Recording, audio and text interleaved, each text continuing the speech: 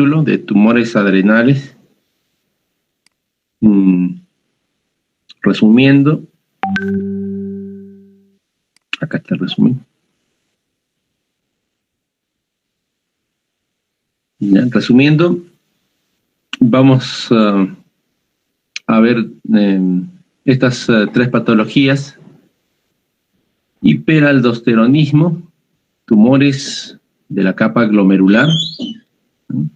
El más común es el síndrome o la enfermedad de Cohn, ¿no? Acá está. La enfermedad de Cohn es un tumor productor de aldosterona, ¿no? Los síntomas principales del hiperaldosteronismo: 3, ¿no? Hipertensión, hipocalemia con alcalosis metabólica, ¿no? Son las tres características. Muchas de estas enfermedades se buscan cuando la hipertensión suele ser no explicada, ¿no? Pacientes con hipertensión. Doctor, hay que grabar la clase. Gracias. Pacientes con hipertensión. Gracias. Entonces, pacientes que tienen hipertensión, recuerden que la hipertensión, la principal causa de hipertensión, es la hipertensión que se llama primaria o esencial, ¿no? La que han estudiado en cardiología. Y existe la hipertensión secundaria, que se puede dividir en dos: renal y endocrina, ¿no? Y dentro de las hipertensiones de causa endocrina están justamente esta es una, el hiperaldosteronismo primario, ¿no? Hipertensión, paga con hipertensión arterial. La otra patología que tenemos, acá todavía en el resumen, acá está. Tumores también de la corteza, pero de la capa fascicular, van a provocar la enfermedad que se llama el síndrome de Cushing, ¿no? Que es la que vamos a ver ahorita. Cushing es una enfermedad causada, como su nombre dice acá, por la exposición excesiva y crónica a glucocorticoides. Hay que recordar que esta exposición puede ser glucocorticoides endógenos, o sea que nuestro propio organismo produce, o como les había comentado ya, la principal causa de Cushing, o la que se ve más frecuentemente, es la exógena, ¿no? Porque el paciente, la persona, toma corticoides, ya sea por indicación médica, ¿no? Porque hay enfermedades que requieren corticoides, como por ejemplo la artritis reumatoidea, el lupus, los trasplantados, por ejemplo, ¿no? Pacientes que se trasplantan, trasplante renal, hígado, requieren corticoides en forma crónica y desarrollan Cushing, ¿no? Entonces, y endógena porque las suprarrenales, nuestra suprarrenal, pues de las que estamos hablando, produce exceso de hormonas. La producción excesiva de hormonas, ¿no? Puede ser endógena, se divide en dos a su vez, ¿no? Las corticotropina dependientes y las corticotropina independientes. ¿Qué quiere decir? Acá es. O también se llama ACTH dependientes, ¿no? No se le dice acá. ACTH dependientes y ACTH independientes. ¿Qué quiere decir? ACTH dependientes, que dependen de la secreción de ACTH, ¿no? O sea que el tumor está en la hipófisis, porque la ACTH es sintetizada y secretada por la hipófisis. Entonces, la mayor parte de los Cushing, de estos pacientes, ¿no?, con estas características, la principal causa endógena es ACTH dependiente o tumor hipofisiario. Un tumor hipofisiario, o también se llama enfermedad de Cushing. Enfermedad de Cushing. Cuando hablamos de enfermedad de Cushing, estamos hablando de un tumor hipofisiario que produce exceso de ACTH. ¿no? Hay que diferenciar del síndrome de Cushing. El síndrome de Cushing es esto: exposición excesiva, todavía no determina la causa. En cambio, la enfermedad de Cushing ya es cuando está provocada por un tumor hipofisiario. Y es, como ven acá, la causa más frecuente, 70%. O sea, si vemos un Cushing, ¿no?, entonces hay que pensar qué tiene un tumor hipofisiario. Primero, 70% de probabilidades.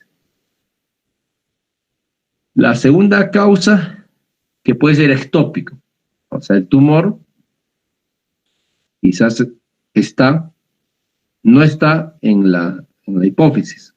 Puede estar en el pulmón, si es varón en la próstata, ¿no? Ectópico, en otro órgano, ¿no?, que no es habitual. 10% adenoma adrenal, ¿no? 10% adenoma adrenal. O sea que el tumor está en las adrenales, ¿no? ¿Y en qué parte? Incluso puedo saber, ¿no?, clínicamente, puedo decir, el tumor está en la zona fascicular, porque la zona fascicular es la que produce corticoides, ¿no? Zona fascicular. Entonces recuerden eso del Cushing. Fíjense, 70, 10% ectópico, 10% un adenoma adrenal. 5% igual en la adrenal, porque es corticotropina independiente. O sea, no es por secreción de ACTH, es por un tumor en las adrenales. Puede ser un cáncer, sí, puede ser un cáncer, ¿no? La posibilidad es 5%. Las demás son causas poco frecuentes, ¿no? Acá está una que no se sabe, dice idiopática, no se encuentra. El tumor debe ser ectópico, pero no se encuentra. Otras causas: hiperplasia macronodular. ¿De quién? De la adrenal, ¿no? Otra enfermedad sumamente rara, bueno, CCB, ¿no? Yo tengo un par de pacientes. McCune-Albright, ¿no? También. McCune-Albright va asociado a varios órganos endocrinos con hiperfunción. Se ve con pubertad precoz. Son los chicos que tienen manchas café con leche, además. Estas son las causas del síndrome de Cushing. Causas del síndrome de Cushing. Aquí está lo mismo. A ver, sí, lo mismo. Igual. ACTH arriba, dependientes. ACTH independientes. Está lo mismo, creo, sí. Otra bibliografía nada más. Acá está tumores adrenales, carcinoma. Acá hay un poco de diferencia en estas prevalencias.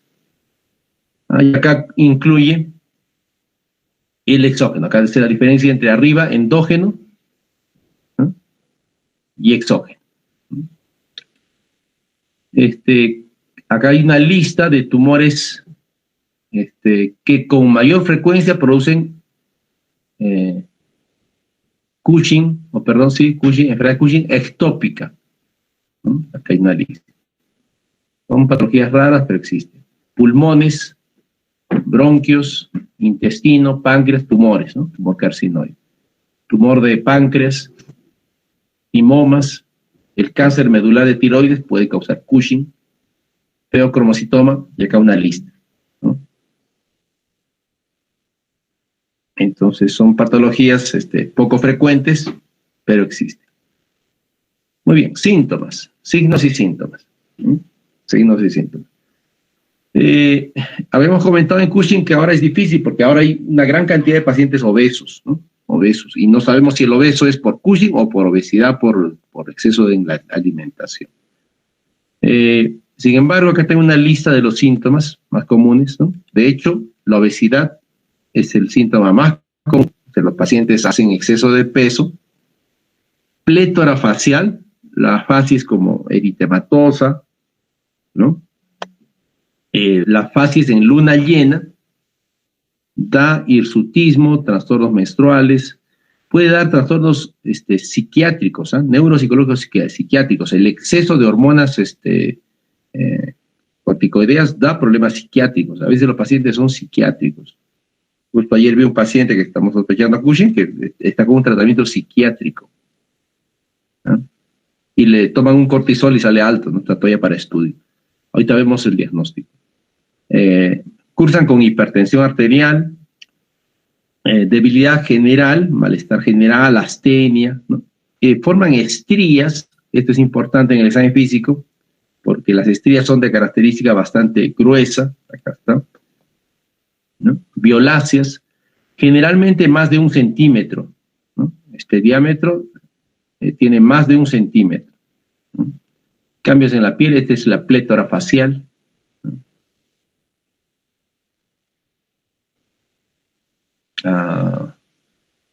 Otros síntomas, esta es otra bibliografía, plétora, luna llena, bajan la libido, trastornos menstruales y baja de la libido, porque el tumor puede, no, de hecho, por exceso de cortisol se altera el eje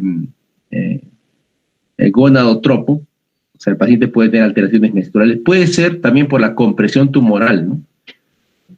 Pero los tumores que causan Cushing generalmente son pequeños, generalmente son microadenomas. Hipertensión, hirsutismo, porque recuerden que en esta hirsutismo, porque recuerden que esta hormona, ¿dónde está? Acá, ¿no? Recuerden que en la formación de estas hormonas estimuladas por la ACTH, ¿no? Recuerden que existe exceso de ACTH, por tanto va a haber exceso de cortisol, ¿no? Exceso de aldosterona no va a haber, porque recuerden que la aldosterona se controla por el sistema renina-angiotensina-aldosterona, ¿no? Por eso tenemos, sí, exceso de cortisol, y acá la esteroigénesis continúa y se producen también andrógenos en las suprarrenales. Habíamos dicho que se producen andrógenos, justo la capa reticular, ¿ah? Acá está, produce andrógenos, ¿no? Andrógenos. Entonces, estos andrógenos son estos justamente, la dehidroepiandrosterona y la androstenediona.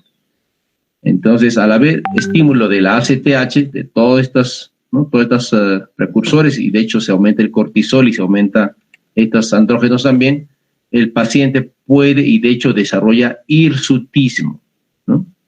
El hirsutismo es el aumento de la vellosidad, acá, hirsutismo, aumento de la vellosidad, pero la vellosidad incluso se torna se llama vello androgénico, o sea, la vellosidad tiene un incremento en su grosor, o sea, no es el vellito normal que todos tienen, sino que ese vello aumenta de grosor, se llama vello androgénico, hirsutismo, y aumenta en varios lugares, ¿no? Existe una escala que, bueno, podemos saber, la escala de Ferriman, donde hay un puntaje para decir si el paciente tiene hirsutismo, ¿no? De acuerdo a la cantidad de vello que tiene en diferentes partes del cuerpo, ¿no? Hirsutismo. Les dije, alteraciones neuropsiquiátricas o psicológicas, ¿no? Depresión, emotividad, la habilidad emotiva, ¿no? Sensación de calor, ¿no? Intolerancia a la glucosa, ¿no? Pacientes hacen glucosa elevada, decaimiento, falta de fuerza, hacen osteoporosis, fíjense, todo lo que hace un paciente con Cushing. Puede formar también cálculos renales, ¿no? Litiasis. Acá, paciente con Cushing. Entonces, hago la sospecha del paciente y cómo hago el diagnóstico, ¿no? Por ejemplo, justo vi a este paciente y ¿qué le pido? ¿Qué pruebas le pido? ¿No? ¿Qué pruebas pido para hacer el diagnóstico de Cushing? Son tres posibilidades, puede ser I o puede ser O, ¿no? 3 pruebas. Una, porque el cortisol, solamente cortisol en la mañana no es diagnóstico, porque el cortisol tiene secreción pulsátil, ¿no?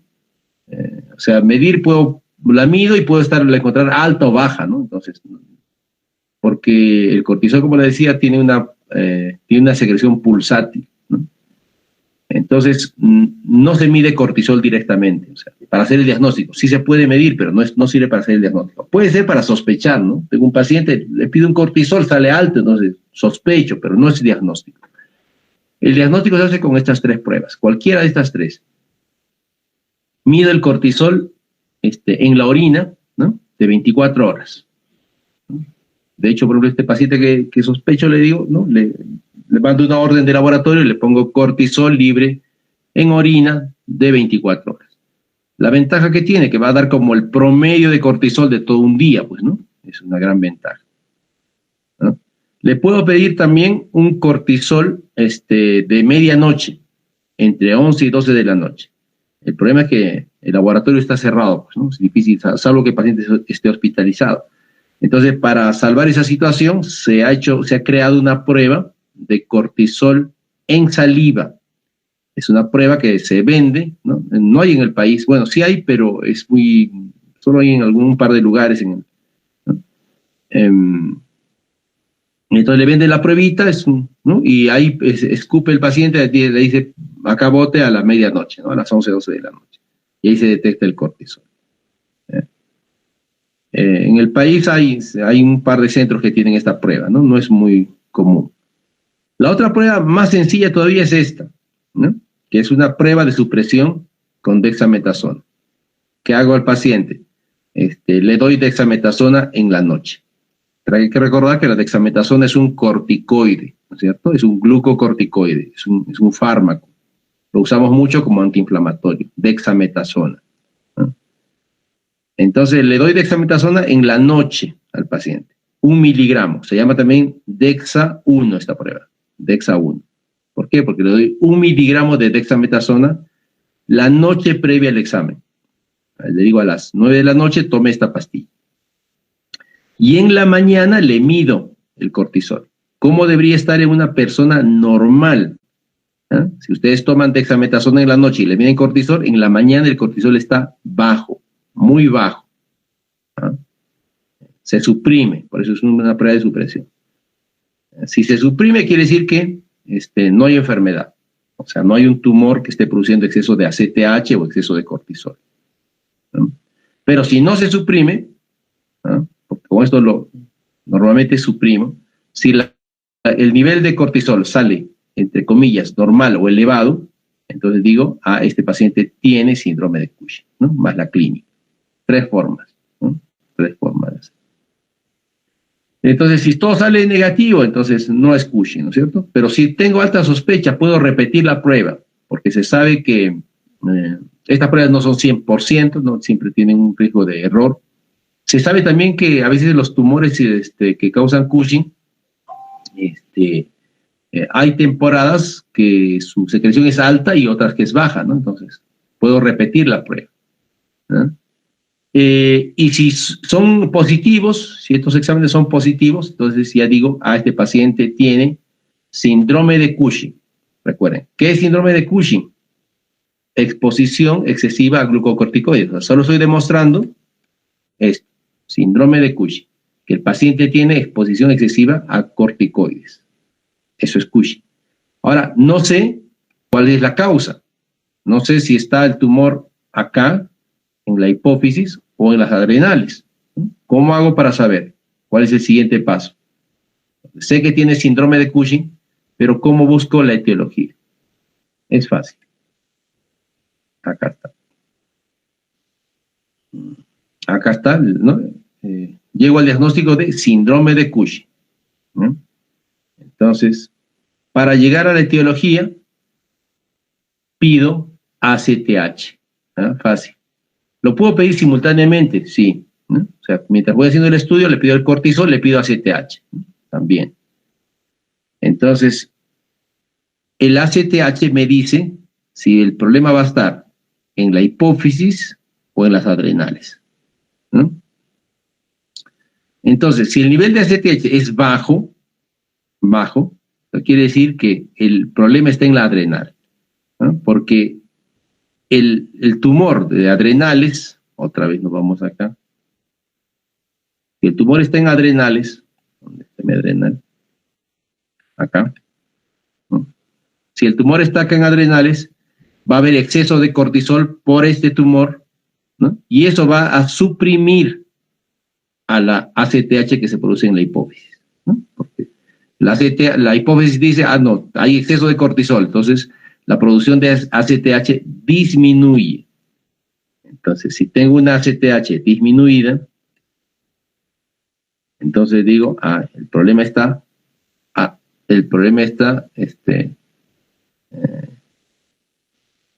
en las adrenales, ¿no? Está el tumor acá. Entonces, el siguiente paso, paso 1, demostrar que es Cushing síndrome, con las pruebas que hemos visto, estas 3. Segundo paso, ver dónde está, le pido ACTH, ¿no? Si la ACTH está baja, suprimida, ¿no? Entonces digo, ya, el problema está en las adrenales. Entonces voy a hacer una imagen de las adrenales, ¿no? Tomografía adrenal, ¿no? Y lo usual sería que encuentre, ¿no?, un tumor adrenal. Ahí completo mi diagnóstico. Es un Cushing por un tumor adrenal. Acá está el tumor. Acá un tumor más que se vea mejor. Acá está, ¿no? Tumor adrenal. Ahora, si la ACTH está elevada, ¿no?, o normal, ¿no?, recuerden, elevado o normal, entonces no puede estar normal, porque si tengo exceso de cortisol, ¿no?, debería estar, ¿no?, suprimida, pero está normal. Entonces digo, no, acá el tumor está en la hipófisis, ¿no? ACTH normal o elevada. Está elevada porque hay un tumor que produce exceso de ACTH, y ese exceso de ACTH a la vez está haciendo que las adrenales trabajen mucho, ¿no? Que la adrenal estaría normal, estimulada por la ACTH que está en la hipófisis. O sea, el tumor está en la hipófisis. Y me voy a hacer una resonancia de la hipófisis, ¿no? Y probablemente encuentre un tumor. Ahora, si no lo encuentro, si no hay tumor acá, entonces digo, ya, entonces no está en la hipófisis, ¿no? Podría ser un cateterismo, o ya buscar otro tumor, ¿no? ¿Dónde? Puede ser que sea ectópico, ¿no es cierto? El cateterismo sirve a veces porque los tumores son muy pequeños, ¿no? Entonces, cateterismo de senos petrosos se llama, ¿no? Cateterismo de senos petrosos. Entonces mido el ACTH del lado derecho y de la izquierda de la hipófisis, ¿no? Y si hay un gradiente de diferencia, o sea, más se secreta en el derecho que en el izquierdo, entonces digo, el tumor está en la hipófisis y en el lado derecho, ¿no? O al revés. Ahora, si el cateterismo, no haya diferencias, me dice, el tumor no está en la hipófisis. ¿Dónde estará? Entonces tengo que buscar acá. ¿Dónde está? Acá, ¿no? Ectópica, ¿no? Entonces ya haré tomografía de pulmones, ¿no? El abdomen, buscaré en la tiroides, y fíjense, en cualquier sitio realmente puede estar. Estos son generalmente casos clínicos. Cuando ustedes estén en un hospital y pongan un caso clínico, porque en los casos clínicos se ponen cosas bien raras siempre, ¿no? Entonces seguramente por ahí van a discutir un caso de Cushing, y la causa es ectópica. Anímense a poner Cushing ectópica. Pues estómago, páncreas, próstata, esófago, ilio, prácticamente cualquier órgano puede dar cáncer, ¿no? ¿Y en qué porcentaje es esta enfermedad ectópica? Nos vamos a la epidemiología. Ectópico, 10% de posibilidades, o sea. Muy bien. Ese es Cushing. Otras manifestaciones del Cushing, acá están. Encontré un artículo reciente. Para resumir todas las alteraciones que tiene el Cushing. No solamente para diagnóstico, sino el paciente desarrolla, si no se trata, desarrolla todas estas alteraciones, ¿no? Neuropsiquiátricas. Es común, ¿no? O sea, paciente neuropsiquiátrico, que además tiene la fases, tiene las características de Cushing, hay que buscar. En medicina, si no se busca, no se encuentra. Cushing es una enfermedad un poco rara, pero si no se busca, no se encuentra. Entonces, hay que pensar. Que desarrolla aterosclerosis, ¿no? Pacientes hacen hipertensión y aterosclerosis. Hacen hígado graso, hacen osteoporosis. El exceso de cortisol causa osteoporosis. Miopatías, ¿no? El paciente tiene disminución de la fuerza muscular, hipotrofias musculares. Recuerden, el Cushing tiene una distribución, ¿no?, de la grasa central, y los brazos y los pies son delgados, ¿no? Tiene una alteración a la respuesta inmunológica de estos pacientes y hacen más infecciones que otros pacientes. Obesidad visceral causa problemas de fertilidad y alteraciones en la función sexual, por eso que se manifiesta con oligomenorrea, amenorrea, ¿no? La osteoporosis abarca todo, principalmente huesos esponjosos, ¿no?, en este caso, y alteraciones cardíacas, ¿no? Todo lo que puede causar Cushing. Acá también hay otra. El sistema cardiovascular, que es uno de los más afectados, ¿no? Causa hipertensión porque aumenta la actividad del sistema renina-angiotensina, aumenta la actividad recuerden que la aldosterona, ¿no?, está controlada por la ACTH, pero también por el sistema renina-angiotensina, ¿no? Entonces, su exceso de todas maneras va a afectar este sistema renina-angiotensina, aldosterona. Causa, de hecho, vasoconstricción, genera aterosclerosis porque aumenta el colesterol, insulinoresistencia, puede causar diabetes, hay diabetes por Cushing, ¿no? Alteraciones cardíacas, hipertrofia ventricular, cambios en las paredes cardíacas, del músculo cardíaco, ¿no? Fibrosis miocárdica, arritmias causadas por hipocalemia. La hipocalemia es otra alteración que no hemos mencionado, creo, que es característica del Cushing. Los pacientes con Cushing hacen hipocalemias, ¿no? Recuerden al hiperaldosteronismo, ¿no? Entonces, el cortisol tiene también la acción de preservar potasio, ¿no? Al haber exceso, perdón, de eliminar potasio, al haber exceso, se bota más potasio y causa hipocalemia. Y son pacientes que tienen tendencia a la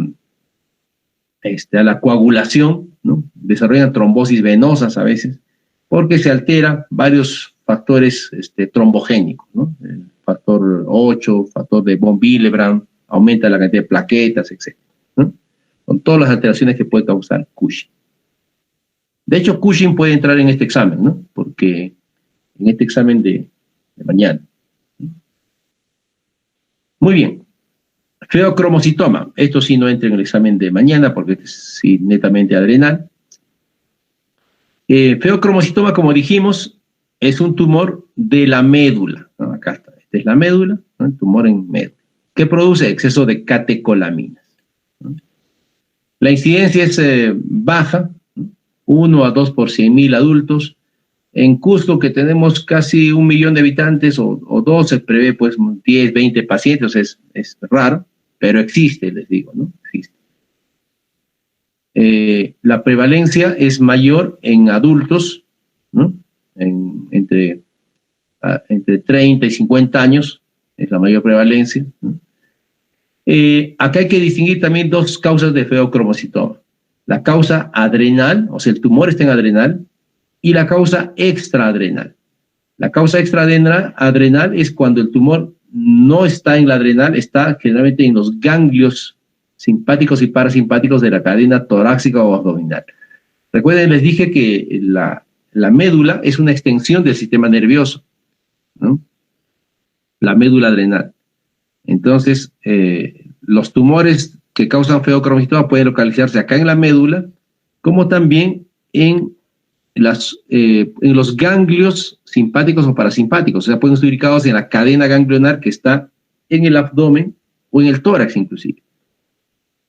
Esta en plomito es la prevalencia adrenal, que fíjense es mayor entre 30 y 50 años, y las extraadrenales, fíjense, es más frecuente en niños, ¿no? Miren, o sea, si encontramos un feocromocitoma en niños, la causa más probable sea extraadrenal, solo por epidemiología. Después ya tiene una distribución un poquito similar, pero en niños, ¿no? Si es un niño, debe ser un feocromocitoma de causa extraadrenal. ¿Cuál es la clínica? Solo hay que recordar qué hacen las catecolaminas. Las catecolaminas, el neurotransmisor es la adrenalina y la noradrenalina, ¿no? Estos neurotransmisores o hormonas también, ¿no? De hecho, producen aumento de la contractilidad cardíaca, aumento de la frecuencia cardíaca, ¿no? Vasoconstricción, y de esta acción se derivan sus síntomas. Exceso de catecolaminas va a dar una triada típica, ¿no? Que es la cefalea, palpitaciones, diaforesis, y estos síntomas se presentan en forma paroxística. O sea, no es que el paciente tenga cefalea crónica, ni palpitaciones todo el tiempo, ¿no? Ni diaforesis, sino que existe episodios de cefalea, palpitaciones y diaforesis. El paciente dice, doctor, yo vivo tranquilo, bien, pero el otro día, ¿no? El otro día me dio un dolor de cabeza, ¿no? Muy fuerte, ¿no? Nunca me daba, pero leve, y ahora me dio muy fuerte. Y a la vez que tenía dolor de cabeza, sentía mi pecho latir rápidamente, ¿no? Y sudaba, doctor, y sudaba mucho. Entonces, dice que cuando hay esta triada, la posibilidad de diagnóstico es alta, ¿no?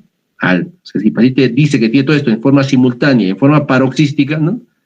La posibilidad de diagnóstico es alta. ¿Y qué pasó después? Le dice al paciente. Después, doctor, fui al médico, y cuando llegué al doctor, cuando fui a la emergencia, ¿no? Ya se me había pasado, ¿no? Ya se me había pasado, perdón. ¿No? Y cuando uno lo ve al paciente, lo examina, efectivamente le toma la presión y ya no tiene, el paciente está normal, ¿no? Por eso se caracteriza el feocromistoma. Hay que sospechar. Recuerden, esto da también, obviamente la cefalea es por hipertensión, ¿no? Es por hipertensión, ¿no? A veces al paciente lo encontramos en hipertensión, ¿no? Esta, recuerden, es una causa de hipertensión de origen endocrina, ¿no? ¿En qué pacientes sospecho? Estos pacientes que son a veces hipertensos, ¿no? Que están más o menos controlados, pero hacen crisis hipertensiva, ¿no? Frecuentemente. La hipertensión en el feocromocitoma se puede presentar en forma paroxística, como dice acá, o sea que solo es por momentos, ¿no? Tiene episodios de hipertensión. Dice el paciente de cuenta, dice, doctor, un día tuve todo este cuadro clínico, ¿no? Fui, había una posta cerca, me tomaron la presión y y la enfermera me dijo que estaba 200/100, ¿no? ¿Y qué te dio? Bueno, me dijo que vaya al hospital. Va al hospital al día siguiente, ¿no? Y ya la presión está normal, ¿no? Paroxística. Entonces uno dice, no, la enfermera le tomó mal, ¿no? Algo pasó, ¿no? Entonces, pero ahora está normal su presión. Bueno, entonces se va y otra vez hace otro episodio igual, ¿no? Le toman la presión, sale alta, ¿no? Paroxística. Algunos ya son hipertensos todo el tiempo, pero hacen crisis hipertensivas, o sea, 30%, 29%. Ya el paciente es hipertenso, le detectan al doctor, yo soy hipertenso hace años, ¿no? Pero hay días o en la otra semana tuve una crisis, como un episodio, ¿no? Y llegué al hospital y estaba 200 mi presión, ¿no? Gente da presiones muy altas. Y es porque estas catecolaminas se secretan como en pulsos, cualquier momento, ¿no? Se pueden secretar, ¿no? En exceso. A veces la maniobra, uno lo examina al paciente, ¿no? En el abdomen, y por ahí la maniobra misma de examinar a veces desencadena. También se sabe que cualquier evento, una cirugía, cualquier cosa puede desencadenar crisis de exceso de catecolaminas, ¿no? Y algunos pacientes no son hipertensos, o sea, no desencadenan probablemente hipertensión, probablemente con el tiempo lo van a desencadenar, ¿no? El tumor es pequeño todavía y no causa hipertensión. Entonces, recuerden esto, en feocromocitoma, ¿no? Paroxística, casi la mitad de los pacientes tienen hipertensión paroxística. Existe una pequeña regla, que no está, ya se ha visto que no es exacta, pero es la regla del 10, no es del Diego, sino es de otra, este es del 10 del feocromocitoma. 10% de los feocromocitomas son extraadrenales, o sea que están fuera del adrenal. ¿Dónde buscamos? En la cadena se hace tomografía de tórax y abdomen y buscamos, ¿no? Acá fíjense, más o menos 10%. O sea, este sería el 100%, 10% son extraadrenales, ¿no? Son menos frecuentes. Quiere decir que el 90% son adrenales, ¿no? En esta regla del 10. La regla del Diego. Perdón, acá está. No, tampoco. ¿Qué más? 10% ocurre en niños, o sea, el 90% es en adultos. 10% son bilaterales, o sea, el tumor está en ambas adrenales, en la derecha y en la izquierda. O sea que el 90% es unilateral. 10% son malignos, ¿no? O sea que 90% son benignos. 10% son de característica hereditaria, o sea que 90% son esporádicas, ¿no? Y 10% cursan con presión arterial normal, como les dije acá, ¿no? Acá, por digo, no es exacto, ¿no? Acá dice, la estadística han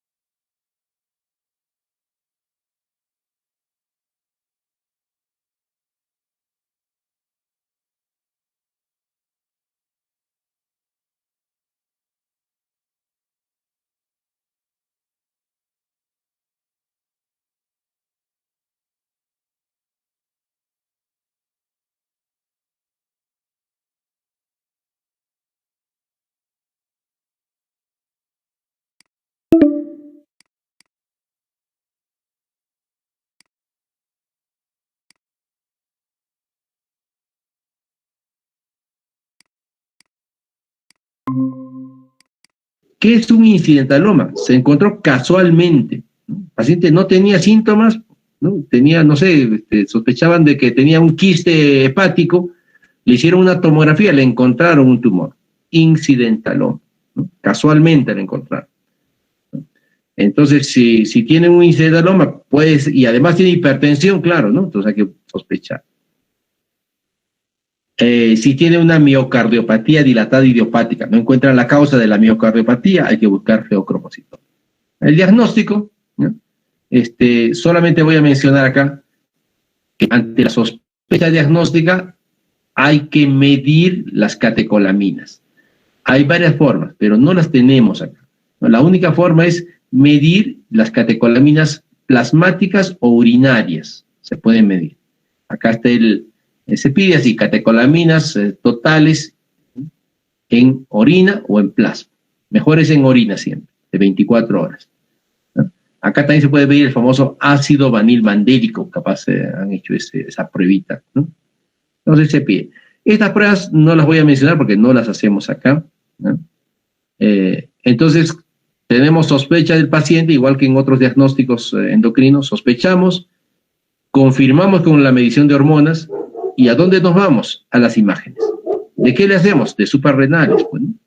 Entonces, si tenemos el tumor, ya está hecho el diagnóstico. Feocromocitoma. Clínica, más bioquímica, más imagen. ¿No? Si no hay tumor, bueno, hay que buscar. Hay que buscar, no en las adrenales, hay que buscar en el tórax, abdomen, pelvis, hacer la tomografía. Puede ser extraadrenal, ¿sí? Y llegamos al diagnóstico de feocromocitoma. Nada más, no hay que complicarse como más en esto. Y acá tienen imágenes, ¿no? La tomografía, para identificar las adrenales. Perdonen que acá no les he puesto ninguna normal, ¿sí? ¿No? Se ubica siempre el polo superior del riñón, ¿no? Y por delante y adentro debe estar las suprarrenales, que son una pequeña Y invertida. Acá se ve más o menos, acá esta sería una suprarrenal normal. Aquí da un poquito de experiencia para ver esto. Y obviamente si vemos un tumor en esa zona, ¿no? Entonces decimos, es un tumor adrenal.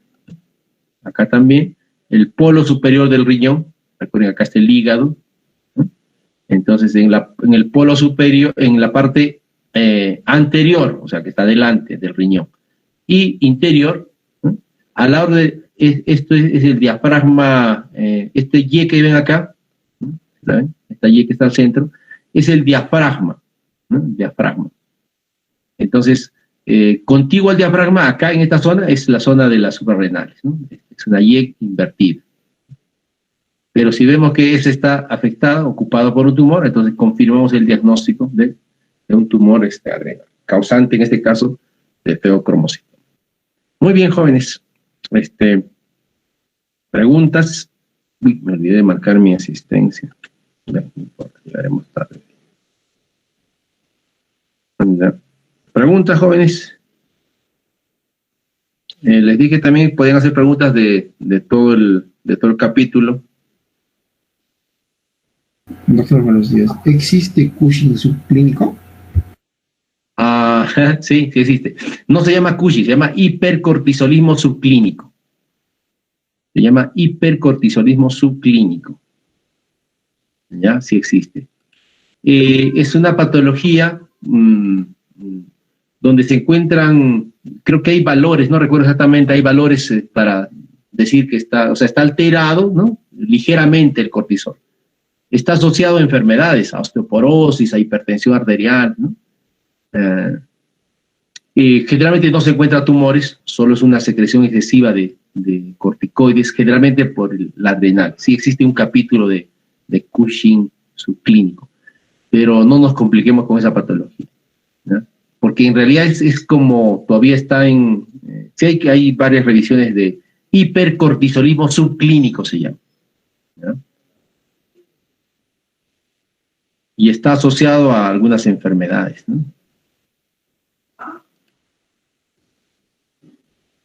Y doctor, supongamos que un paciente viene tomando ya corticoides por mucho tiempo. En este caso, ¿cómo se hace la prueba del cortisol?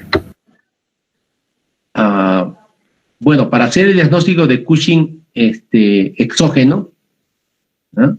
No se hace ya pruebas. Basta que tenga el paciente los síntomas típicos, ¿no? Los signos típicos, y tienes la historia. El paciente te dice, sí, doctor, yo tomo corticoides, ¿no? Y uso dexametasona o tomo prednisona todos los días. Entonces, no necesitas ahí ninguna prueba. Ya está hecho el diagnóstico. Porque si tú mides el cortisol en estos pacientes, ¿cómo estaría? A ver, una encuesta.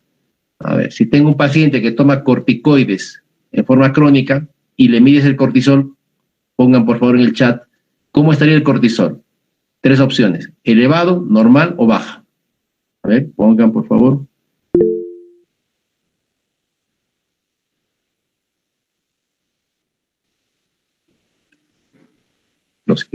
Esto cuenta como asistencia, el que no pone, inasistencia. Yo también me olvidé.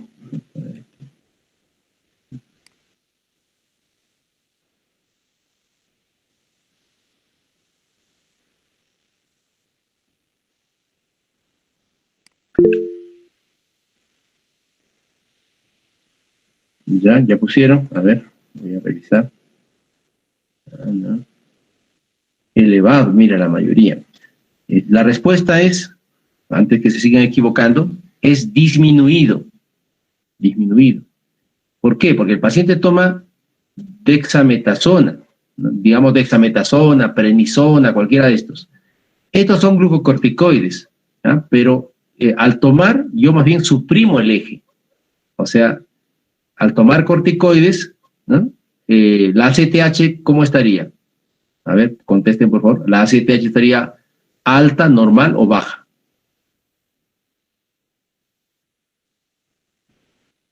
La ACTH. Baja. Sí, claro, baja. Está suprimida, ¿no? Entonces, al estar la ACTH baja, ¿no? El cortisol que voy a medir, que es el endógeno, estaría también bajo, pues, ¿no? Bajo, o sea, no produzco cortisol. Estoy suprimiendo mi eje, ¿no? Porque la dexametasona es un glucocorticoide, sí, pero no es cortisol, ¿no? Entonces, tanto la ACTH como el cortisol están bajas, están disminuidas, ¿no? En eso consiste, pues, la prueba de Dexa 1, ¿no? Administro dexametasona al paciente y normalmente el ACTH baja y el cortisol baja. La única condición en que podríamos encontrar el cortisol elevado es que el paciente esté recibiendo hidrocortisona. La hidrocortisona, que es un fármaco también, sí es exactamente cortisol. O sea, si el paciente estuviera recibiendo hidrocortisona, el fármaco hidrocortisona, ahí sí le mido el cortisol y sale alto. ¿Por qué? Porque la hidrocortisona es exactamente igual al cortisol. Ocurre mucho en pacientes hospitalizados. El paciente está hospitalizado y me interconsulta, doctor, el cortisol está altísimo. Y yo les pregunto, ¿está usando hidrocortisona? Pues me dicen, sí. Ya es por la hidrocortisona que está usando el paciente. Pero si el paciente estaría usando dexametasona, que es un es un glucocorticoide, pero no es hidrocortisona, entonces lo normal, lo usual, si el paciente está hospitalizado usando dexametasona o el paciente es ambulatorio o está haciendo Cushing por uso de dexametasona, le mediría el cortisol y va a estar bajo, va a estar suprimido el eje. Porque la dexametasona suprime todo el eje. Entonces, en Cushing exógeno, por eso que no me sirve medir el cortisol, ¿no? Me confirma, pero me confirma cuando el cortisol está muy bajo, está suprimido, el paciente toma corticoides, entonces, es más, hay un problema cuando el paciente toma corticoides y le quito, justo es un tema de seminario, ¿no? Y le quito el corticoide, o sea, está usando dexametasona, usa todo el mes, digamos, ¿no?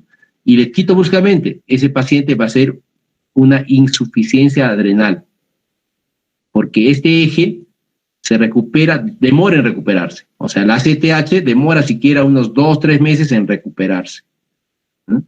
Y al no haber ACTH, no hay cortisol y va a ser insuficiencia adrenal post-uso de corticoides. Por eso que los corticoides, cuando se administran en dosis altas, hay que retirarlas gradualmente, poco a poco. Muy bien, no sé si está claro. ¿Tienen alguna pregunta adicional?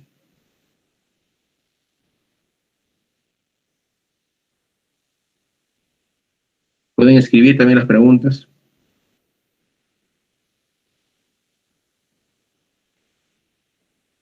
Acá he escrito una pregunta.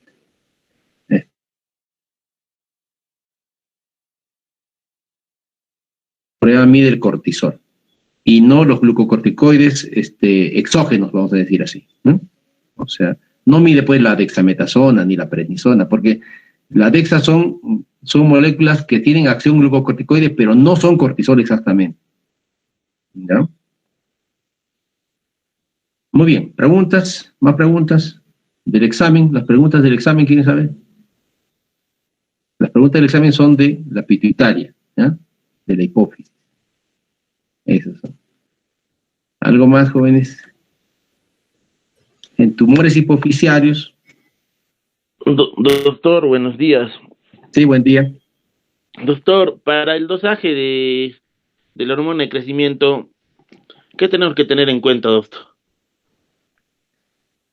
Cuando sospechas bueno, acá en problemas de hormona de crecimiento, hay 2 enfermedades que debes sospechar, ¿no es cierto? Una, debes sospechar, bueno, uno de exceso de función, acromegalia, ¿no es cierto? Acromegalia. Cuando sospechas de acromegalia, se sabe que medir GH, hormona de crecimiento, también no se mide GH, es muy pulsátil, ¿no? Hay que recordar, a ver si lo tengo la diapositiva por acá, acromegalia.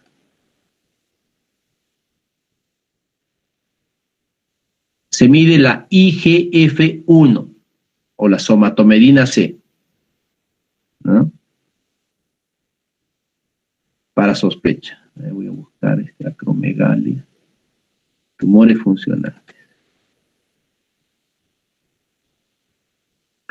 Hay que recordar la clasificación de tumores, la principal clasificación, tumores más de 10 milímetros, macroadenomas, menos de 10 milímetros, microadenomas.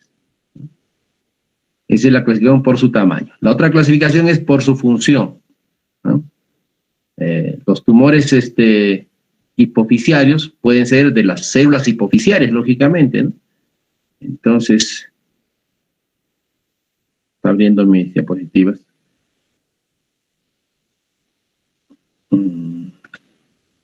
Perdón, a ver, compartir. Presentar. Una ventana. Tumores funcionantes. ¿Ya? Acá está. Entonces, estos son los tumores, los CCB, los tumores funcionantes, ¿no? O sea, clasificación por el funcionamiento. ¿Qué quiere decir funcionante? Que el tumor está, es de este grupo de células, ¿no? Produce exceso de ACTH, que es el Cushing que acabamos de ver, exceso de GH, que causa acromegalia, exceso de prolactina, que causa hiperprolactinemia, ¿no? Y hay otro grupo de tumores que no funcionan, ¿no? O sea, no producen ningún exceso, no son excesivos, ¿no? O sea, está el tumor ahí, generalmente se encuentran estos incidentalmente, ¿no?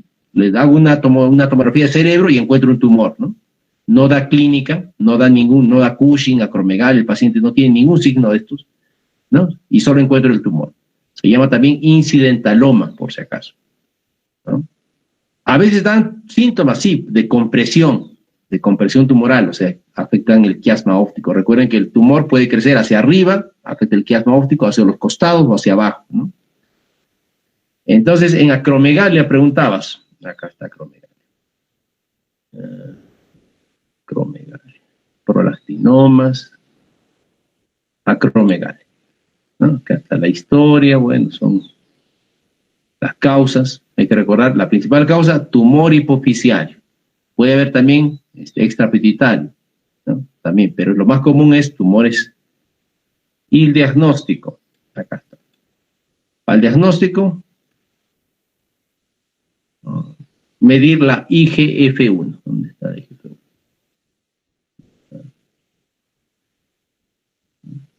Acá está. Clínica, paciente clínico. ¿Y qué mides? IGF-1. No se mide GH porque la GH es muy variable en la sangre, ¿no? Muy variable, depende del nivel de glucosa, etc. Entonces, no se recomienda medir la glucosa. Se mide la IGF-1. También podría medir la GH, pero con una prueba. O sea, le doy glucosa al paciente. La glucosa normalmente, este es test de tolerancia oral a la glucosa, 75 gramos. Es la otra prueba que puedo hacer. Le doy 75 gramos de glucosa y le mido la GH, ¿no? La GH en una persona normal debe estar suprimida, porque el azúcar, la glucosa alta, suprime la GH. Recuerden que la GH es una hormona que sube la glucosa, ¿no? Entonces, ¿cuándo funciona? Cuando tenemos disminución, tenemos baja de la glucosa, ¿no? Y se estimula. Si doy glucosa, se debe suprimir, ¿no? Y se le encuentra el nivel alto, entonces digo, también es una prueba para Cushing. O sea, tengo dos pruebas. La IGF-1, que es la que más hacemos, ¿no? Y el test de tolerancia a la glucosa con azúcar, ¿no? Son las dos pruebas que hago para... Y después me voy a imágenes, ¿no? Busco la causa. Muy bien. ¿Algo más, jóvenes? ¿Preguntas? Pregunta el que ha estudiado. Si no estudian, pues no.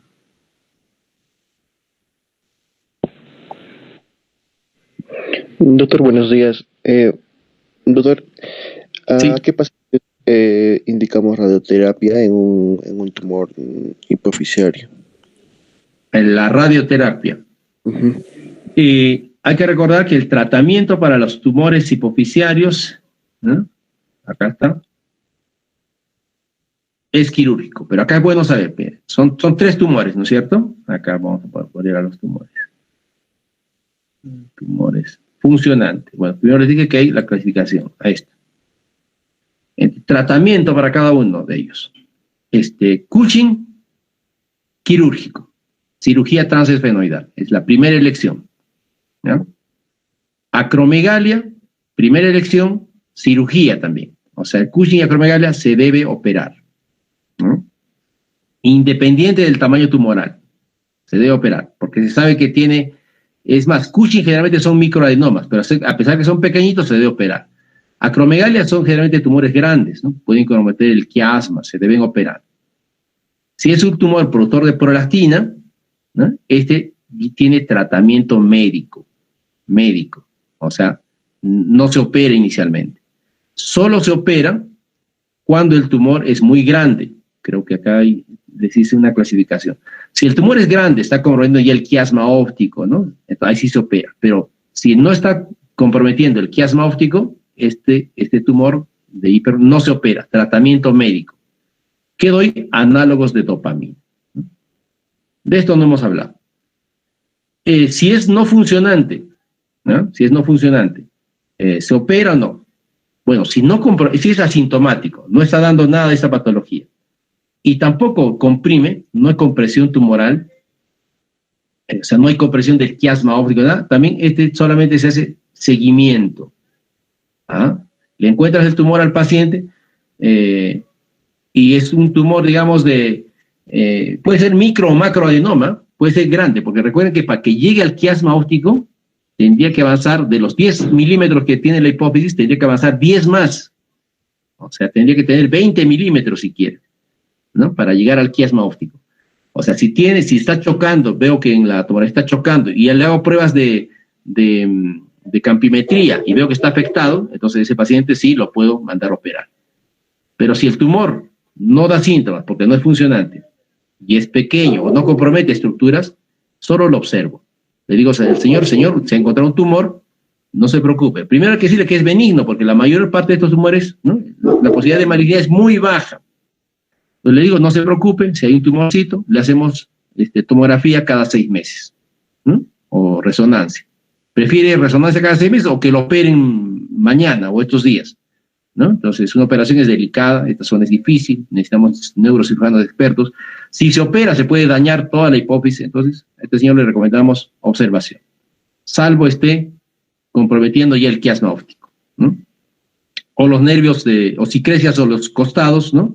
Recuerden la clasificación NOPS, si crece a los costados, ¿no? Y ya compromete los nervios craneales, ¿no? O sea, le está dando parálisis facial, etcétera, parálisis de ocular, ¿no? Entonces también lo operamos. Pero en general, observación. Ahora, segundo paso. Si es que el Cushing, si es que no funciona, o sea, le sacaste ya todo el tumor y sigue, ¿no? Siempre hay la posibilidad de reoperarlo. O sea, le tomas otra vez tomografía, resonancia, y si quedan restos tumorales o han crecido, otra vez hay que operar. Si no han crecido, no hay ya que operar, dice el cirujano, ya hemos sacado todo el tumor, ya no comprime nada. Tratamiento médico, Cushing. Tratamiento médico, ¿no? O sea, en el seminario, revisen, ¿no? Hay tratamiento médico para Cushing. Ketoconazol principalmente, tratamiento médico, ¿no? Para bajar o sea, el paciente seguiría con Cushing, ya no tiene el tumor, ya lo operaste, pero sigue, quedan restos seguramente, ¿no es cierto? Entonces, al paciente solo hay que darle un tratamiento médico para calmar los síntomas. Si es acromegalia, recuerden que todos los pacientes con acromegalia que se operan, 50% no se curan. O sea, resolvemos el problema del tumor, o sea, bajamos el tamaño del tumor, ya evitamos el compromiso del quiasma óptico, pero 50% no se cura. ¿Qué le damos? Tratamiento médico. ¿Qué tratamiento hay? Análogos de la somatostatina. Tengo que estar por acá. Acromegalia, acá está. Análogos. Perdón, acá es criterios de cura, efectos adversos. Acá está. ¿No? Tratamiento médico de acromegalia. Análogos de somatostatina. ¿No? Tenemos oteotride, lanreotide. También se puede dar análogos agonitas de dopamina, también funciona, pero la primera elección es análogos de somatostatina. ¿No? Tenemos otro grupo acá, el pegvisomat, que se da en personas que resisten a este tratamiento, o sea, no se curan con el tratamiento, tengo todavía esta opción. Pegvisomat, receptores de GH. Ahora, si a pesar de esto, bueno, el paciente va a tener que tomar de por vida esto, ¿no es cierto? Entre la tercera elección, ¿qué cosa es? De la tercera elección, radioterapia. Acá está, ¿no? Le doy ya pastillas y sigue afectado el tumor, le doy radioterapia. O sea, es tercera elección, ¿no? Principalmente en acromegalia. Muy bien. Ese es el lugar de la radioterapia. ¿Por qué no se hace de primera elección? Porque daña el resto de la tiroides. A veces con la cirugía, perdón, de la hipófisis, a veces con la cirugía ya recuperamos la función incluso de las demás hormonas, ¿no? Sacamos el tumor, si se saca adecuadamente el tumor, depende del centro ya. Hay centros con mucha experiencia, sacan solo el tumor, conservan la hipófisis, ¿no? Cuando hacen esta operación. La operación acá, ¿no? Entonces, esta es la cirugía transesfenoidal, ¿no? Acá parece sencillo, pero en realidad es muy difícil. Si sacas solo el tumor, ¿no? Entonces lo curas al paciente, pero siempre hay el riesgo de dañar el resto de la hipófisis. Acuérdense que esto es 1 centímetro de diámetro, es muy pequeñito. Entonces, si dañas el resto, le vas a causar hipopituitarismo, ¿no? Entonces, primera elección, cirugía. Segunda, fármacos. Y tercera, le puedes mandar a hacer radioterapia. La desventaja de la radioterapia es que su efecto es a largo plazo, ¿no? O sea, le das radioterapia y el efecto de la radioterapia se ve a los 2-3 años recién. Entonces, por eso que el paciente se debe dar tratamiento médico. Muy bien. ¿Algo más? Gracias, Doctor, Sí. disculpe, en el caso de la amenorrea hipotalámica, ¿cuál sería el tratamiento de para que no nos cause déficit de FSH y de LH, ¿no? Amenorrea hipotalámica. No hemos hecho ese capítulo. Amenorrea hipotalámica. Se llama amenorrea hipotalámica a la alteración, bueno, a la pérdida de la menstruación, pero de causa hipotalámica. ¿Quién controla arriba de la hipófisis? ¿Quién controla la menstruación? Una hormona que se llama la estimulante de las gonadotropinas, ¿no? O la liberadora de gonadotropinas. GnRH, así se llama, ¿no? ¿Quién controla esta? Lo controla generalmente una hormona que se llama la leptina. La leptina es una hormona que se produce en los adipocitos, en la grasa. Entonces, cuando hay baja cantidad de grasa, esta hormona se inhibe, o sea, no se estimula, diríamos así. No se estimula la GnRH, que está en el hipotálamo. Entonces, la principal causa de amenorrea hipotalámica es la baja de peso. Es que el paciente no tenga grasa. ¿Cuándo el paciente no tiene grasa? Deportistas, ¿no? Deportistas, sobre todo mujeres, en este caso mujeres deportistas de alta competencia, tienen poquísima grasa por la cantidad de ejercicio que hacen. Casi todas las personas deportistas no reglan. De alta competencia, por si acaso. No es que yo, doctor, hago deporte y no se me corta, no. A ti no.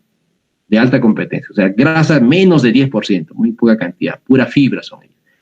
Y las chicas, o varones también, bueno, en este caso estamos hablando de amenorrea, con anorexia nerviosa. La anorexia nerviosa, ¿no? Es un problema psiquiátrico.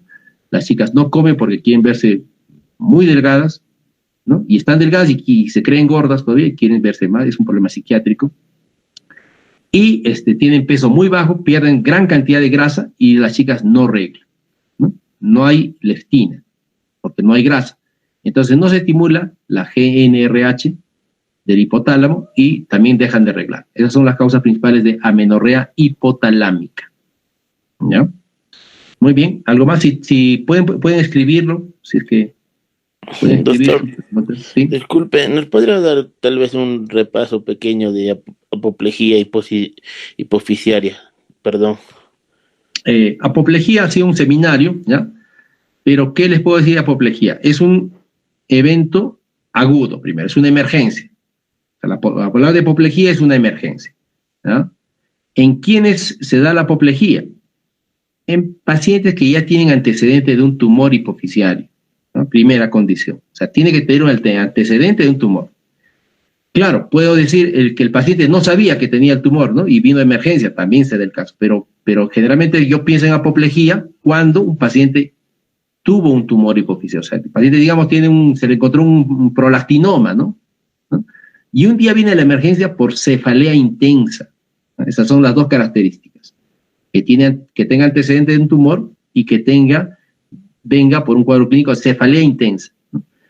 Ya lo demás puede haber compromiso del nervio óptico, ¿no? Etcétera, porque generalmente es provocado por una hemorragia, ¿no? Hemorragia de la hipófisis, una hemorragia y necrosis de la hipófisis. Entonces, la hemorragia puede extenderse hasta el nervio óptico y dar una compresión del nervio óptico, ¿no? Obviamente, si tienes un tumor ahí, porque esta hemorragia funciona como efecto compresivo, como efecto tumoral, ¿no? A la vez de estos síntomas puede dar un cuadro de un hipopituitarismo. O O sea que esta compresión daña el resto de células que se producen en la hipófisis, ¿ah? Y al dañar, da un hipopituitarismo.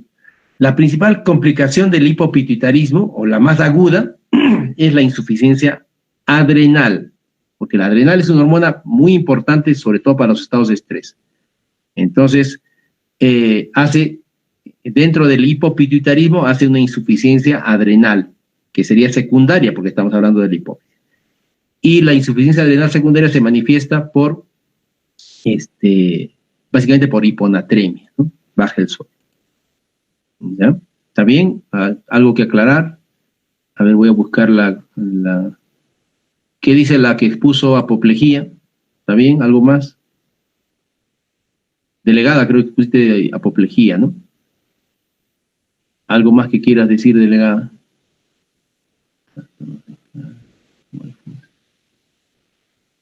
Delegada, ¿estás ahí? Colabora con algo.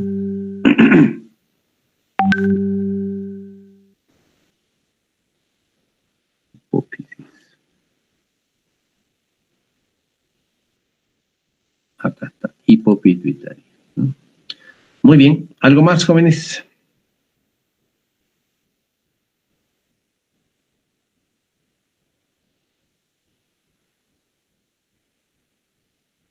No sé si ven mi nueva diapositiva de la hipófisis.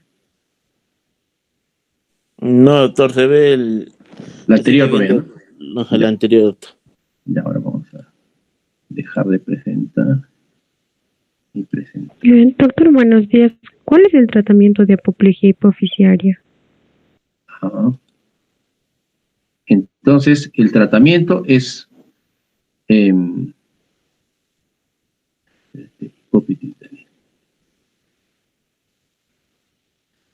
tratamiento, bueno, depende, ¿no? El tratamiento se da básicamente por cuando hay una apoplejía, acá ven mi imagen, ¿sí, no?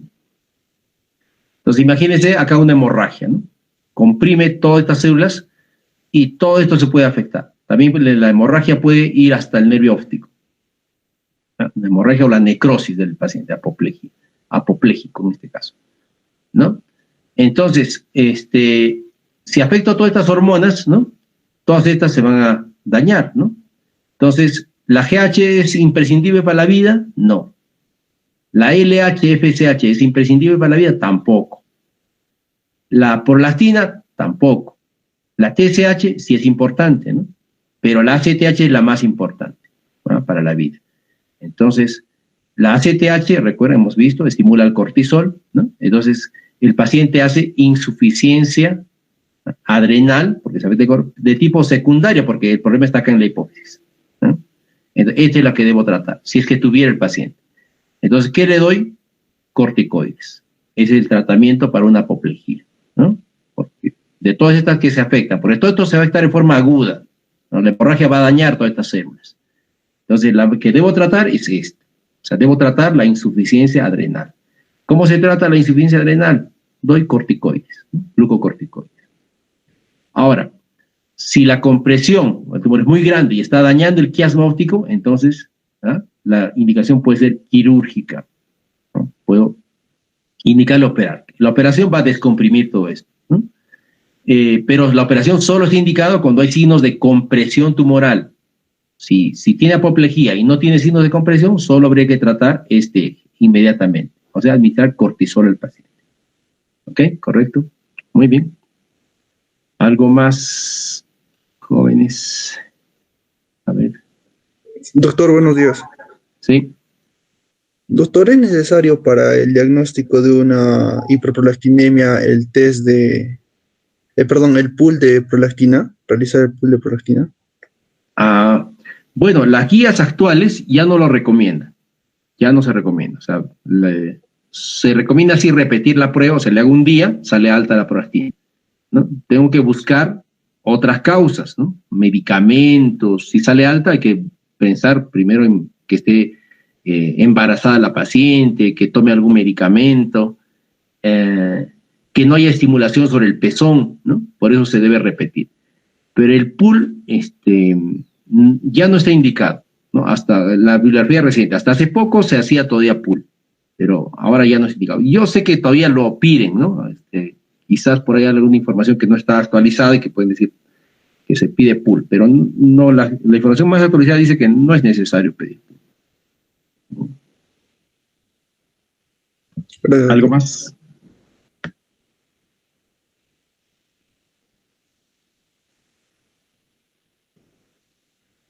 Muy bien. Listo. ¿Hay algo en preguntas? Perdón, no puedo ver el chat. Acá está. El chat. Sí, hay varias preguntas, perdón, no las había visto. Tercera línea de terapia, radioterapia. Sí, cierto, tercera línea. Gary dice, la compresión del quiasma óptico produce la principal clínica de tumores hipoficiarios.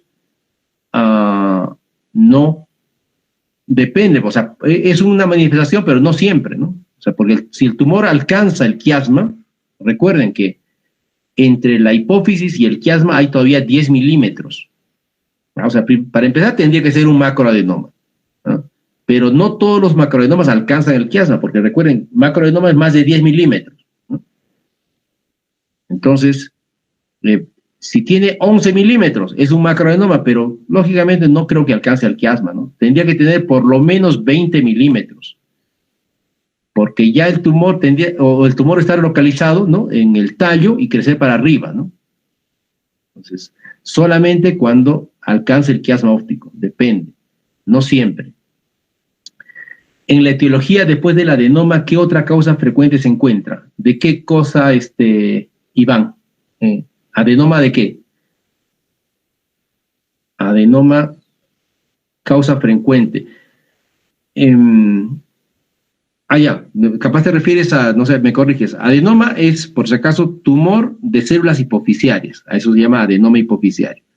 Pero en la hipófisis también se pueden asentar otros tumores, ¿no? Recuerden que hay tejido nervioso, gliomas, neurinomas, schwannomas, también se pueden asentar cánceres, granulomas, ¿ah? También, ¿no? Entonces, hay otros tipos de tumores que se asientan, que ya no, o sea, solo los hemos mencionado, no los describimos porque ya no corresponden a patología endocrina. Pero puede haber, digamos, un glioma, un aneurisma también puede haber, ¿no?, en la hipófisis. Aneurismas. Hemos dicho eso en tumores no funcionantes. Un repasito de vasopresina. Vasopresina. Conservador con corticoides o cirugía. Vasopresina. A ver, vasopresina. Vasopresina es fácil. Hay que recordar solamente. A ver, vasopresina entonces. Dejar de presentar. A ver, voy a buscar ADH. ¿Dónde está? Diabetes insípida.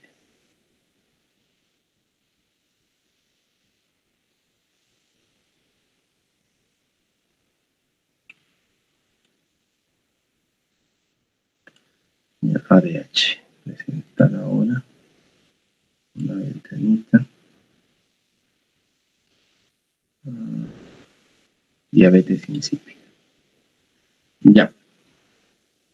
Entonces, recordar, diabetes insípida es la falta de función del ADH, ¿no es cierto? Falta de función, no funciona. Acá está el ADH. No funciona. ¿Qué hace el ADH? El ADH retiene agua, esa es su función, ¿no? Retiene agua. Entonces, si faltara ADH, hay que deducir nomás, pues, ¿no? Fisiología.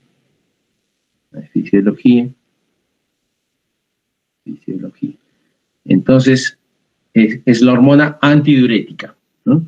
O AVP, ¿no?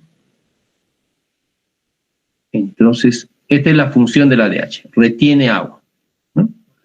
¿Dónde? Su acción a nivel del túbulo contorneo distal.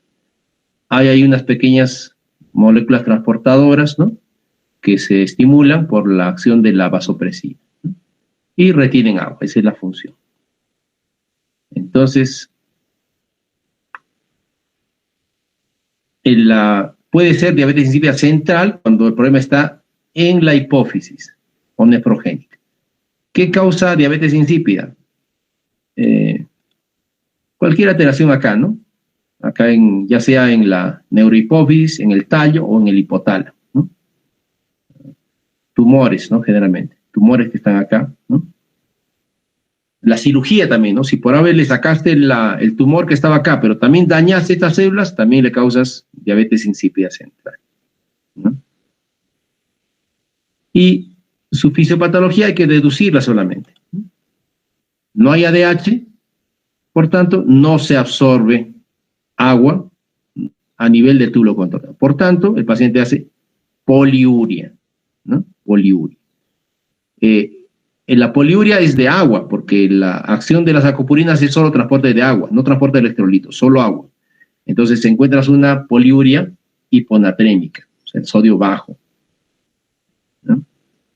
El diagnóstico, bueno, acá está la clínica, ¿no? Poliuria, ¿no? Y la osmolaridad o el sodio urinario bajo, ¿no? Menos de 300 miliosmoles. ¿Y cómo se hace el diagnóstico? Con la prueba de privación de agua, ¿no? Le quitas el agua al paciente, ¿no? Entonces, en un paciente normal le quitas el agua, ¿no? Entonces la orina comienza a concentrarse, ¿no? Y el volumen comienza a bajar. Pero el paciente que tiene diabetes insípida, ¿no? La orina no se concentra, sigue siendo diluida, ¿no? Y el volumen urinario tampoco, ¿no? Entonces, el paciente lo tienes así por horas, algunas horas, ¿no? Y no cambia ni su densidad, ni la osmolaridad urinaria, ni el volumen. Y el sodio comienza a subir, ¿no? Porque el paciente comienza a deshidratarse, pues, ¿no? Porque no toma agua. Al no tomar agua, el paciente sigue eliminando, acá está, el paciente sigue eliminando agua, ¿no? El paciente, si no le das, bueno, el paciente normalmente se compensa con la sed, ¿no? Toma agua, compensa, pero si no toma sed, entonces acá el volumen baja, pues, ¿no? Y por tanto el sodio sube, ¿no? Se concentra, ¿no? Entonces encontramos en la prueba, ¿no? Que el sodio sube. El sodio comienza a subir, acá está el sodio, ¿no? Comienza a subir en la diabetes insípida, ¿no? Comienza a subir, ¿no? Y el volumen, y el paciente sigue orinando igual, ¿no? Entonces confirmas el test de deprivación de agua. La otra patología, CIAT, ¿no? Exceso, acá hay un error, exceso de secreción de, esto no es cierto, lo borramos, exceso de secreción de ADH, ¿no? El exceso, a diferencia de las otras patologías, no es un tumor que produce exceso de ADH, ¿no? Generalmente hay otras condiciones que causan exceso de ADH, ¿no? Para yo llegar a CIAT, debo partir del problema del sodio, ¿no? O sea, ¿cuándo sospecho CIAT? Cuando el paciente tiene hiponatremia. ¿Dónde está? Por ahí creo que... Acá está, ¿no? Hiponatremia. Cuando tengo un paciente con hiponatremia, primero debo descartar cuál es la causa de la hiponatremia. Así un seminario, ¿no es cierto? De las causas de hiponatremia, hay por si acaso la hiponatremia isotónica, hipertónica, hipotónica, ¿no es cierto?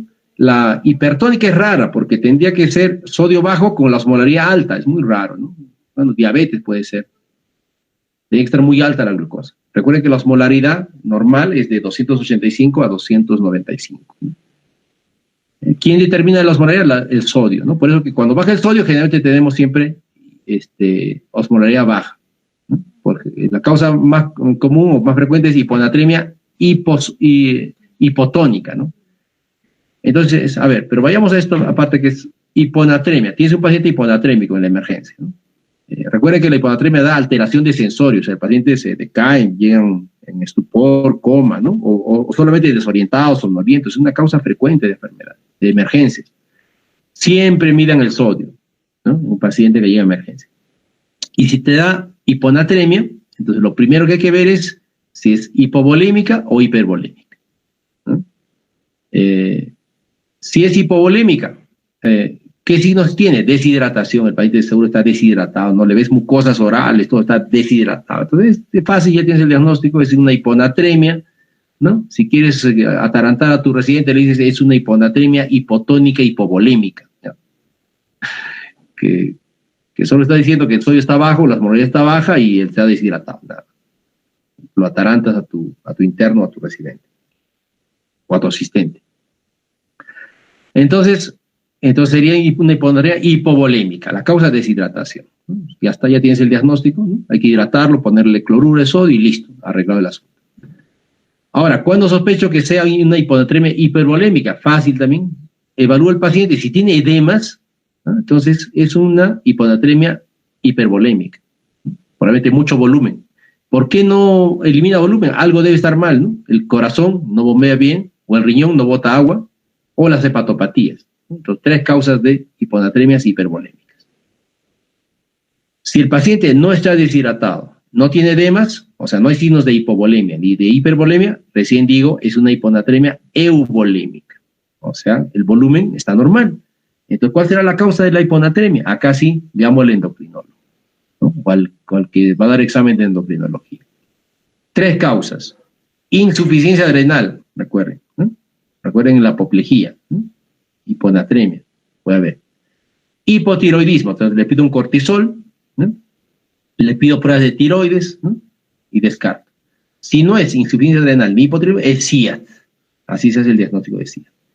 Y cuando tengo SIAD, lo que tengo que hacer es buscar la causa del SIAD. Causas del SIAD, acá está, ¿no?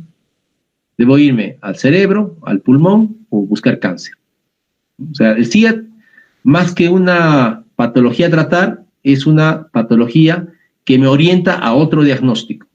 Cuando tengo SIAD en un paciente, debo buscar todas estas patologías, infecciones, hemorragias, o sea, le hago tomografía, ¿no? Quizás le hago punción de líquido cefalorraquídeo, ¿no? O le hago tomografía pulmonar, ¿no? Puede estar haciendo neumonía. De hecho, puede haber, yo vi un artículo de SIAD en COVID, ¿no? Porque COVID da neumonía y la neumonía puede dar SIAD. O busca un tumor, ¿no? En pulmón, gastrointestinal, ¿no? Para eso sirve el SIAD, para buscar un tumor. El SIAD, bueno, entonces debo pasar esto ya es trabajo en equipo, esto tengo que llamar a los internistas, etcétera, ¿no es cierto? Ahora, si no encuentro la causa o tengo una causa pero no la puedo tratar, porque se trata el SIAD, debe tratarse la causa. Pero si no tengo la causa, ¿cuál es el tratamiento de SIAD? ¿No? De la hiponatremia. Entonces hay que buscar medicamentos también. Y el tratamiento, acá está.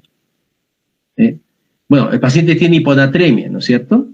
Entonces, sí, acá hay que distinguir algo que creo que no está escrito acá, ¿no? Entonces, si la hiponatremia es leve, asintomática, ¿no? No requiere ni siquiera darle cloruro, reponer el sodio, nada, ¿no? Si es leve a moderada inclusive, ¿no? Solamente restricción hídrica es el tratamiento, ¿no? Solo, o sea, no, si sale su sodio en 120, digamos, ¿no? Entonces no me preocupo de llevarlo a lo normal, solamente le hago restricción hídrica. Solamente se repone sodio cuando el sodio está muy bajo, severo, o cuando está dando mucha sintomatología. Entonces debo reponer el sodio, ¿no? El tratamiento lo hicieron en el seminario, ¿no? Moderada, generalmente menos de 120, ¿no? Recién doy cloruro, restricción, doy cloruro, ¿no? Y si es muy intensa, recién utilizo este cloruro al 3%, menos de 115, generalmente, ¿no? Doy tratamiento. Si es moderada, puedo reponer, ¿no? Menos de 120, de acuerdo al estado de sensorio. Si el paciente está despierto, inclusive, quizás solamente un clorurito, ¿no? Y restricción de agua, ese es el tratamiento del SIAD, restricción de líquido. Muy bien, jóvenes. Listo. Doctor. Sí. Doctora, ¿este tratamiento puede incluir diuréticos de asa, como por ejemplo furosemida? Sí, dice que sí está indicado. Si es que, pero el primer tratamiento es restricción hídrica. Eso. Si no funciona la restricción hídrica, puedo agregar diuréticos. ¿Ah? Diuréticos incluso hidroclorotiazida, ¿ya? Porque incluso es mejor hidroclorotiazida que diuréticos de asa, porque el furosemide es más potente, pero bota más agua que y bota y la hidroclorotiazida, ¿no? Y conserva más sodio. Entonces, se puede dar hidroclorotiazida o furosemida, pero es segunda línea, no es tratamiento de elección. Doctor, ¿y cómo puedo diferenciar una diabetes insípida nefrogénica central completa con una incompleta? Perdón, una diabetes insípida central completa de una incompleta. Diabetes insípida. Central. Central. Bueno, para eso está el test de agua, pues, el test de supresión de agua, ¿no? Entonces, en el test de supresión, le administras, acá está, perdón, le administras desmopresina o vasopresina, ¿no? Le administras. Entonces, en la diabetes insípida central, todo se corrige, porque la causa era falta de ADH, ¿no? En cambio, en la nefrogénica, nada se corrige. ¿Por qué? Porque el problema está en el riñón. Así tú le administres vasopresina, nada se corrige. Esa es la forma de diferenciar diabetes insípida central de la nefrogénica. ¿Ya? Sí, doctor, pero la central se divide en completa y en incompleta. ¿Cómo lo puedo diferenciar? ¿Completa o incompleta? No. Doctor, ¿en parcial o total? Yo creo que eso se refiere. Parcial o total. Bueno, podría ser que tenga parcialmente, que quiere decir que existe una secreción, yo entiendo que completa sería que no hay cero ADH, ¿no? Y incompleto parcial que existe ADH, pero una cantidad pequeña, ¿no? Así podría, ¿no? Hay todavía secreción, pero esa incompleta, o sea, tanto la completa como la incompleta van a mejorar con la administración de vasopresina, ¿no? Ahora, ¿cómo diferencio completa e incompleta? Bueno, que yo sepa, no hay una prueba para diferenciar completa y incompleta. Tendrías que irte a la hipófisis, ver cómo está, ¿no? Para ver. Pero no sé si existe una prueba para diferenciar estas dos, ¿no? Creo que no existe, ¿no?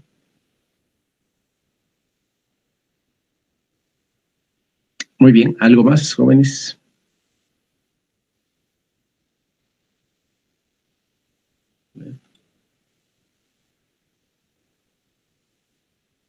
Parcial o total. Por el test de placer. Ya, jóvenes, muy bien. ¿Listo? Ok. Nos vemos. Piensen bien sus respuestas. Esta vez yo voy a estar presente en el examen, ¿no? Para alguna pregunta que tengan, ¿no? Para aclarar alguna pregunta si es que no está muy clara, ¿ya? Muy bien, jóvenes. Que tengan un buen día. Gracias, doctor. Doctor.